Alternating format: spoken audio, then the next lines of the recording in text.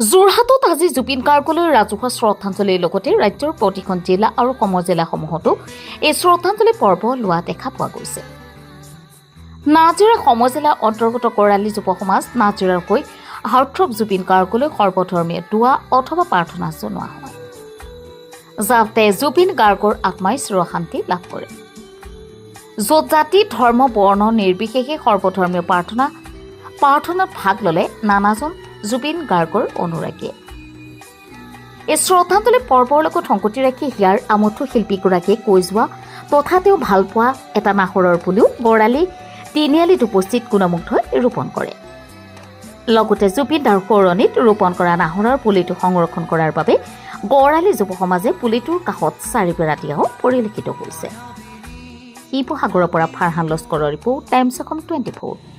অনাহাৰে অনিদ্ৰাৰে সময় কটোৱা আমাৰ যুৱসকলৰ লগতে স্থানীয় গণ্যমান্য ব্যক্তি আমাৰ হাফিজ সাহেব, আমি অতি আনন্দিত আৰু গৌৰৱবোধ কৰিছোঁ যে যোৱা 19 তাৰিখে আমাৰ যেতিয়া প্ৰাণৰ শিল্পী মহামানৱ বুলিয়েই ক'ব লাগিব, মানৱ নহয় মহামানৱ, যি নেকি যাৰ মৃত্যুৱে এছিয়া মহাদেশৰ ভিতৰত প্ৰথম স্থান অধিকাৰ কৰিছে আৰু ৱৰ্ল্ডত গোটেই পৃথিৱীত 4ৰ্থ স্থান দখল কৰিছে।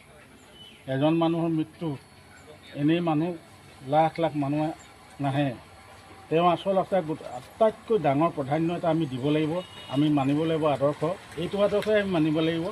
ভৱিষ্যত দিনত যাতে আমি সকলোৱে এক হৈ থাকিব পাৰোঁ, আমাৰ মাজত কোনো ভেদাভেদ, আমাৰ মাজত কোনো উচ্চ নীচ, আমাৰ মাজত একো থাকিব নালাগিব। আমি আজি যেনেদৰে এই অনুষ্ঠানভাগি কৰিবলৈ গৈছোঁ, ঠিক তেনেদৰে অনাগত দিনত ভৱিষ্যত দিনত আমি সকলোটিয়ে এক হৈ থাকিব লাগিব। এক হৈ থাকিলে তেখেতৰ আত্মাই শান্তি পাব বুলি আমি ভাবিছোঁ আৰু এইটো চিৰসত্য কথা। গতিকে মই সকলোকে এই আজি যি আমাৰ শ্ৰদ্ধাঞ্জলি অনুষ্ঠান, আমাৰ সকলো সৰ্বধৰ্মীয় প্ৰাৰ্থনাৰে যুৱকসকলে আয়োজন কৰিছে, ই কম ডাঙৰ কথা নহয়। মই পুনৰবাৰ এই উদ্যোক্তা তথা আমাৰ যুৱকসকলক ধন্যবাদ জ্ঞাপন কৰিছোঁ। এনেদৰে লাগি থাকক, এনেধৰণে সতত সদায় আগবাঢ়ি যাওক আৰু আমাৰ যিটো জুবিন গাৰ্গদেৱৰ যিটো মহান এটা আদৰ্শ, তেখেতৰ আদৰ্শটো আমি ধৰি ৰাখিব লাগিব। তেখেতৰ আত্মাই সদায় শান্তি পাব। গতিকে ইয়াকে ক'লোঁ আৰু পুনৰবাৰ ধন্যবাদ জনাইছোঁ উদ্যোক্তাসকলক। তেতিয়া তেখেতসকলে হয়তো সৰ্বধৰ্মীয় প্ৰাৰ্থনা কৰিবলৈ আগবাঢ়িবলৈ আমাক দিছে, অনুমতি দিছে।